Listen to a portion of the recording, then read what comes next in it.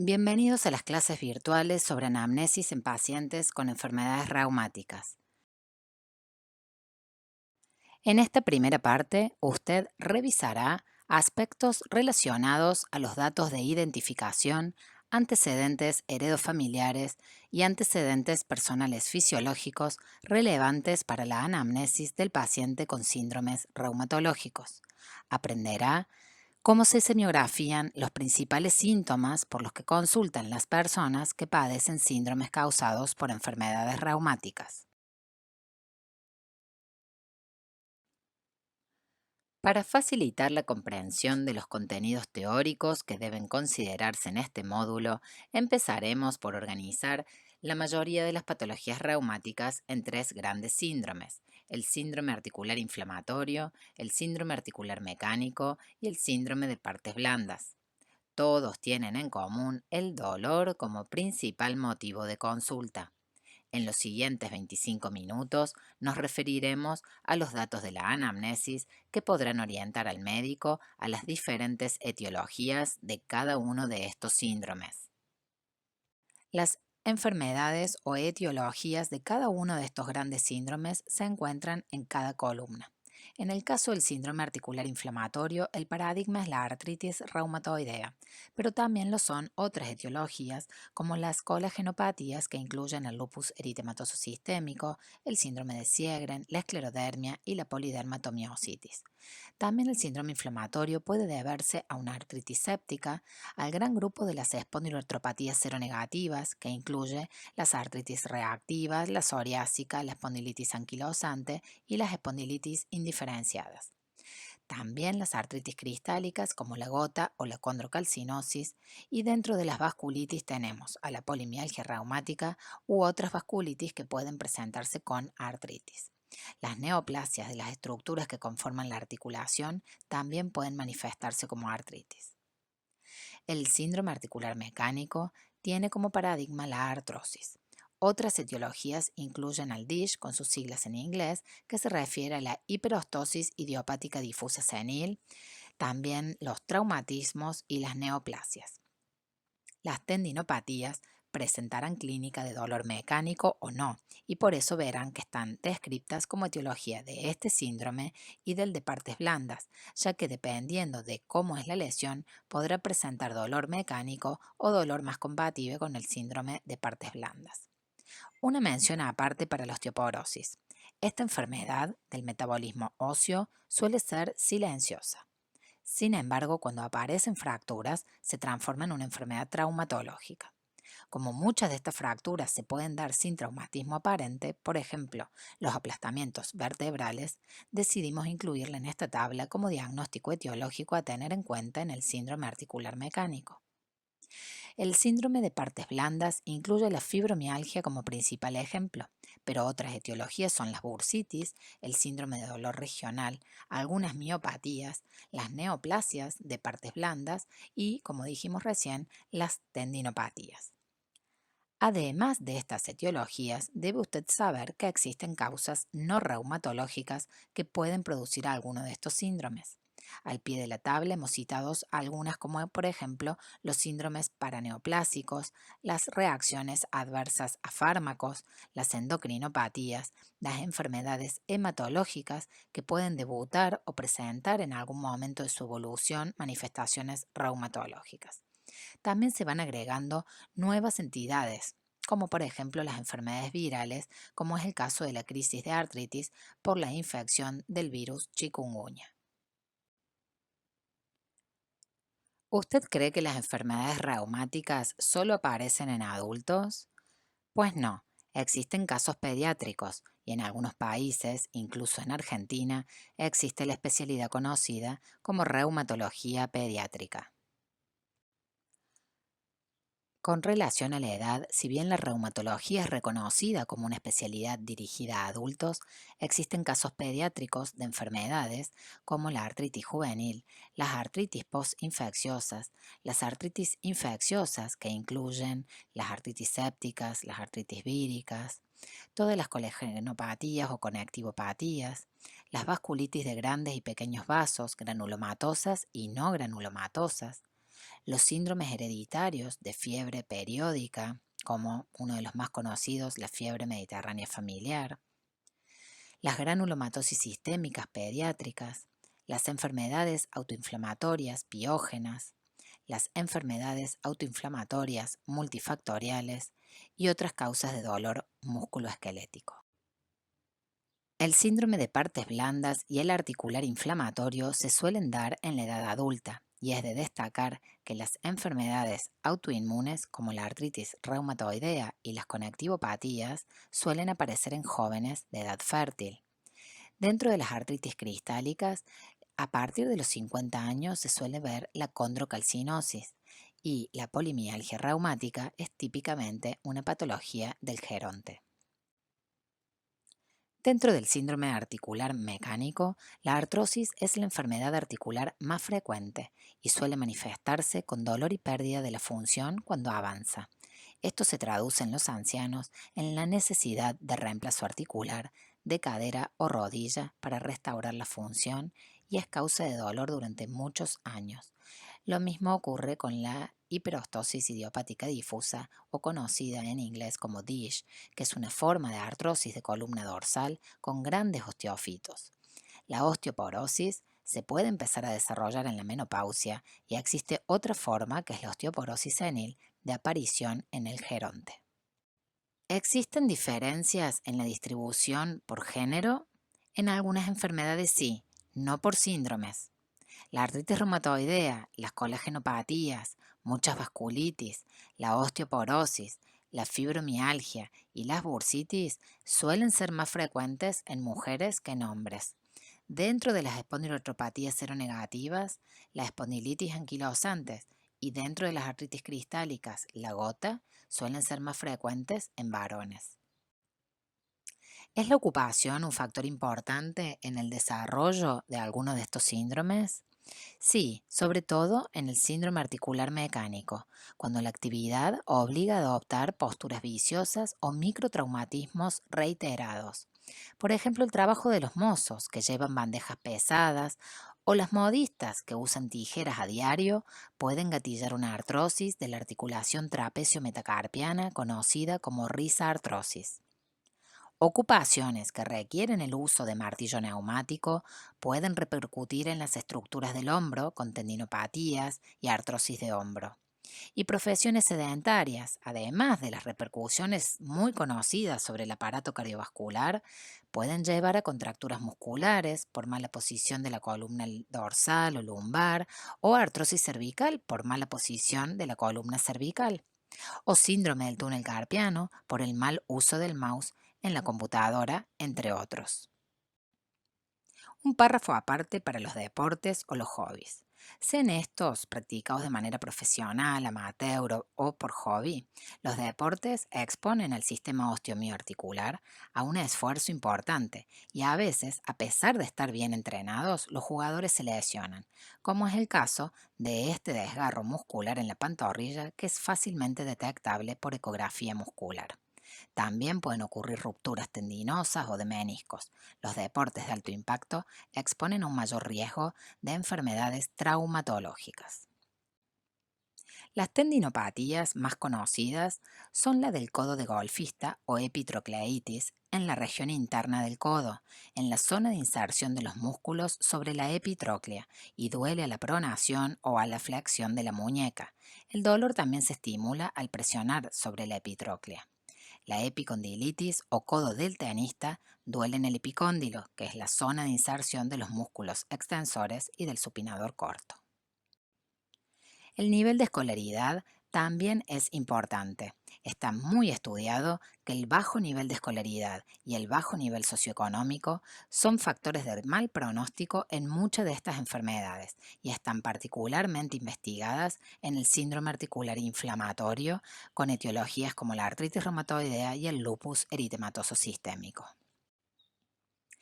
¿Es la residencia un factor predisponente para desarrollar alguna enfermedad? Las diferencias en prevalencias de enfermedades reumáticas están dadas probablemente más por influencias genéticas que por el lugar de residencia en sí. La meteorosensibilidad puede llevar a que las personas busquen residencias con microclimas estables, zonas de balneoterapia, es decir, con aguas termales o ricas en minerales, por sus efectos relajantes y descontracturantes. En cuanto a factores ambientales, la radiación ultravioleta es reconocida como gatillo en el lupus eritematoso sistémico, la exposición a silicio también se ha descrito como predisponente para el lupus y para la esclerosis sistémica, así como también los solventes orgánicos y las resinas epoxi. Caracterizadas por una presentación altamente heterogénea, algunas enfermedades reumáticas, como las autoinmunes y la gota, se caracterizan por una tendencia a agregarse en familias. Uno de los hitos en la genética de las enfermedades reumáticas autoinmunes sistémicas ha sido el descubrimiento de la asociación de este grupo de enfermedades con la región del complejo mayor de histocompatibilidad. El CMH o en inglés HLA es una región de 7,6 millones de pares de bases situada en el brazo corto del cromosoma 6 que contiene alrededor de 250 genes. La mayoría de este gran número de genes codifica para proteínas que participan en la respuesta inmune adaptativa. Sin embargo, la presencia del HLA-DR no es suficiente. Es la interacción de esta base de riesgo con determinados factores ambientales lo que desencadenará estas enfermedades. En el caso de las espondiloartropatías seronegativas, la presencia del HLA-B27 constituye incluso uno de los datos de mayor relevancia para apoyar los criterios de clasificación de estas enfermedades.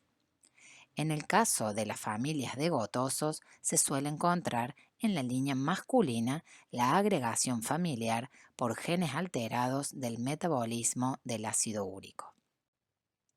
Si bien la artrosis es poligénica, la variante de artrosis erosiva suele prevalecer en el linaje femenino de la misma familia.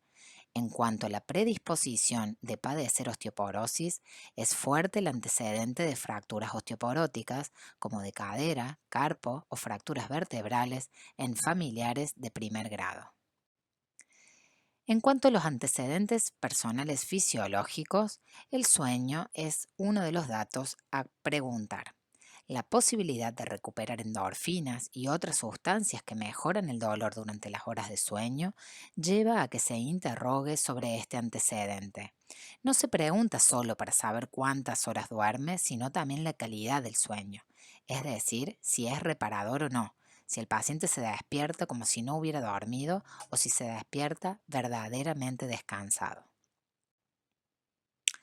El interrogatorio sobre la vacunación en el adulto tiene dos fines.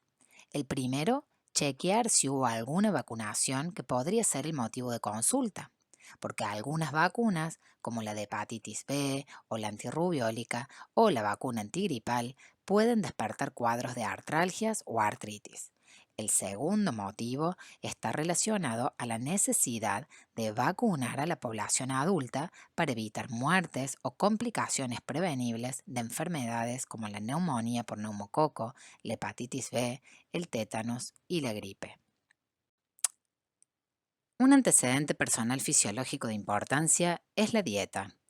En enfermedades que necesitan ser controladas con corticoterapia prolongada, es fundamental la ingesta de calcio para prevenir la osteoporosis inducida por corticoides. Si el requerimiento diario se cumple con la ingesta de lácteos, no es necesario suplementar. Pero si ni en el desayuno, ni en la merienda, ni en la cena se incorporan lácteos, es importante tener este dato. La dieta pobre en purinas, con poca carne, sin alcohol, es necesaria en gotosas, así que a no olvidar hacer énfasis en este antecedente. Ahora pasaremos al principal motivo de consulta en reumatología. El principal motivo de consulta es el dolor. Por ello, es de gran relevancia poder realizar el diagnóstico diferencial del motivo del dolor, sea este articular o extraarticular. En esta diapositiva se puede ver una clasificación de 1994 que aún es de utilidad para comprender los diferentes tipos de dolor. Propone clasificarlo según se origine o no en los receptores de dolor o nociceptores. El dolor nociceptivo puede originarse a nivel somático o a nivel visceral. A su vez, el dolor originado a nivel somático puede ser superficial cuando su origen es en la piel o en las mucosas, o a nivel profundo, como sería el compromiso muscular en una polimiositis con mialgia, el dolor óseo por compromiso, por ejemplo, de un tumor óseo, o en las articulaciones por artritis. La mayor parte de los pacientes que consultan en reumatología se deben a este tipo de dolor somático profundo. El dolor visceral puede clasificarse en local, referido o propagado. Quizás el dolor referido es el más difícil de entender y se debe al ingreso concomitante a la médula de fibras nerviosas somáticas y viscerales que provoca un error en la interpretación en el cual el paciente atribuye a una estructura somática el dolor que realmente proviene de una afección de una víscera profunda. En reumatología también se ven muchos pacientes con dolor no nociceptivo. El gran capítulo del dolor neuropático es sumamente frecuente. El dolor neuropático se produce por daño o irritación neural y puede persistir aún después de que desaparezca la causa, como la neuralgia del trigémino, en la neuritis posherpética o en la polineuropatía alcohólica. El dolor psicogénico por ahora es aquel en el que no se han podido comprobar activación de mecanismos como los anteriormente descritos y suelen asociarse a síntomas psicológicos como por ejemplo la depresión. En cuanto a los síntomas propios del sistema osteomioarticular, comenzaremos entonces a afinar los términos relacionados al dolor. Se llaman artralgias los dolores en articulaciones y raquialgias el dolor del raquis o columna. Dependiendo de qué articulación duele, podremos consignarlo directamente con ese término en los antecedentes de la enfermedad actual. Por ejemplo, el dolor de hombro se consigna como omalgia, el de cadera como coxalgia y el dolor en el coxis, conocido por los pacientes como huesito dulce, se llama semiológicamente coxigodinia. Los dolores de columna cervical, dorsal y lumbar se deben consignar como cervicalgia, dorsalgia y lumbalgia respectivamente. En relación a otros dolores, ya mencionamos que el dolor de rodilla se denomina gonalgia. Al dolor del tarso lo pueden describir como tarsalgia. Al dolor del dedo gordo del pie como podalgia. Cuando el mismo es de etiología gotosa se denomina podagra. Por último, el dolor de talón se llama talalgia. Cuando la articulación está inflamada, es decir, con calor, rubor, dolor, impotencia funcional, es importante semiografiar si se trata de una sola articulación, es decir, monoartritis, de 2 a 4 articulaciones, es decir, oligo o pauciartritis, o 5 o más articulaciones que se define como poliartritis. En cuanto al tiempo de evolución, puede caracterizarse como aguda hasta 4 semanas, subaguda alrededor de las 6 semanas o crónica. El patrón de aparición puede orientar a distintas etiologías. En el caso de un patrón aditivo, en donde se van afectando progresivamente más articulaciones sin haber desaparecido la inflamación en las previas, es llamativo y debe pensarse en artritis reumatoidea o en artrosis. En el caso de las autolimitadas, debemos pensar en artritis reactivas. En el caso de patrones migratorios, como en fiebre reumática o en una etapa temprana de lo que se conoce como enfermedad de Lyme, la artritis desaparece de la articulación original y aparece en otra. Y por último, el patrón palindrómico o recurrente significa que desaparece y al tiempo vuelve a aparecer en la misma articulación, como en el caso de la hidraartrosis intermitente. Otro síntoma de la anamnesis específica es la tumefacción ósea y la deformidad ósea. La tumefacción es el aumento del tamaño óseo, que puede ser de origen tumoral o no, se puede ver en la enfermedad de Paget y también en el raquitismo, en donde puede aumentar el volumen de las epífisis distales del cúbito y del radio. Las deformidades son las alteraciones de la forma. Aquí vemos un ejemplo de deformidad tibial en enfermedad de Paget. También puede haber deformidades en el raquitismo o ocurrir deformidades tras la consolidación normal o patológica de una fractura. Se entiende por tumefacción al aumento del volumen de una región articular constituido a expensas de sus partes blandas. Podrá ser debido a compromiso articular o periarticular. La tumefacción de origen articular se caracteriza por topografiarse en la región articular con un eje igual al de la articulación. Engloba la región, borrando muchas veces los reparos anatómicos u óseos de la articulación. La tumefacción articular puede ser secundario a un aumento del líquido articular o derrame sinovial, a un aumento de la membrana sinovial, como en el caso de la sinovitis, los tumores benignos o los tumores malignos, como fue el caso de esta paciente que resultó tener un sinoviosarcoma. Aquí vemos otra paciente con tumefacción por aumento de volumen de la región del codo a expensas de sus partes blandas. En este caso, la tumefacción fue debida a compromiso periarticular por bursitis olecraniana. Se entiende por deformidad articular toda alteración de la forma normal de una articulación debida a variaciones en el volumen o posición respectiva de sus componentes óseos. Pueden ser congénitas, como el caso del pie sambo, o aparecer en el curso del desarrollo de una enfermedad actual, por ejemplo, las deformidades de los dedos en pacientes con artritis reumatoidea, con dedos en cuello de cisne, desviación cubital de las metacarpofalángicas, etc. Aquí vemos deformidades localizadas con tumefacción ósea dura por artrosis. La artrosis determina una deformidad localizada a nivel de interfalángicas distales, conocida como nódulos de Heberden, y una deformidad localizada a nivel de interfalángicas proximales, denominadas nódulos de Bouchard. La limitación funcional es la dificultad para mover activamente un segmento articular. Puede tener múltiples causas. El bloqueo es la imposibilidad de continuar con un movimiento de flexión o extensión, como ocurre cuando se rompe un menisco y no se puede extender o flexionar una rodilla. La impotencia funcional puede deberse a inflamación articular. En este caso está inflamado todo el dedo mediano.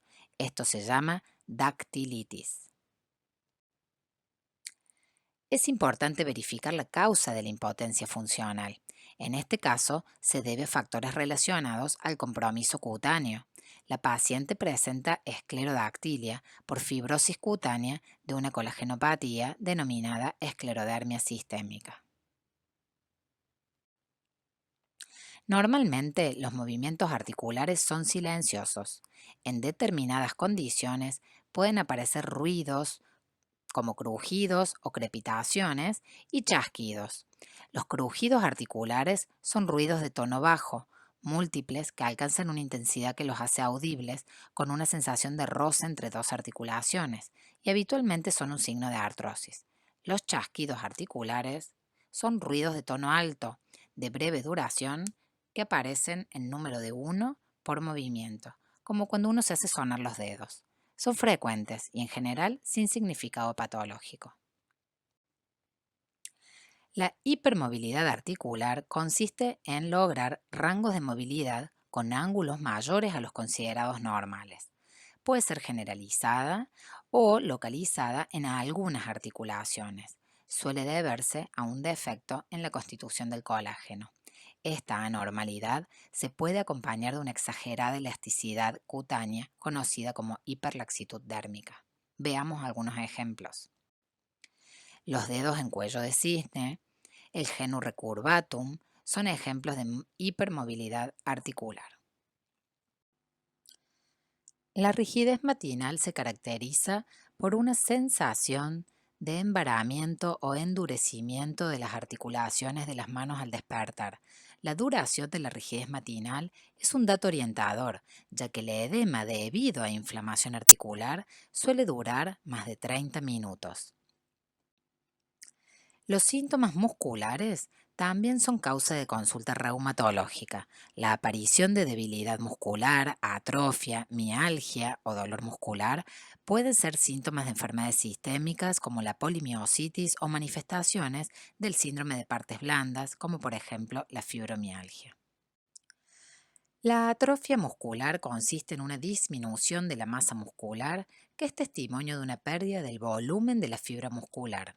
Según su origen, puede ser debida a alteraciones del sistema nervioso por causas propiamente musculares o vinculadas a patología articular.